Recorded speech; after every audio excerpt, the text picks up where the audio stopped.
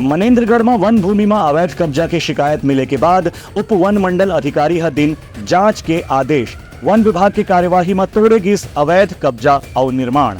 मनेन्द्रगढ़ के जिला मुख्यालय में सिद्ध बाबा पहाड़ के आसपास लगातार जंगल की जमीनों पर अवैध कब्जा की शिकायत मिलने के बाद अब वन विभाग के जिला कार्यालय डहार ने बुलडोजर चला के सभी अवैध निर्माण ला निस्ताबूत करे जाते।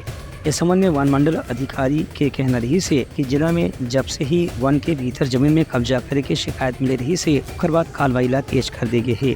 बरसात शुरू होने से पहले कार्रवाई ला पूरा करे के भी निर्देश दे गए है। मनेन्द्रगढ़ वन मंडल का मनेन्द्रगढ़ रेंज में 504 कंपार्टमेंट नंबर में अतिक्रमण की शिकायत थी।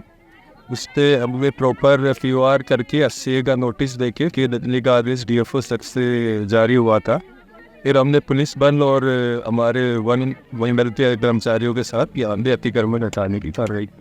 इस संबंध में वन विभाग के वरिष्ठ अधिकारी मन के कहना है कि वन भूमि सरकार की निगरानी में हावे या कोई प्रकार के अवैध कब्जा ला समर्थन नहीं दिए जाही। ब्यूरो रिपोर्ट उत्तलंघा न्यूज़।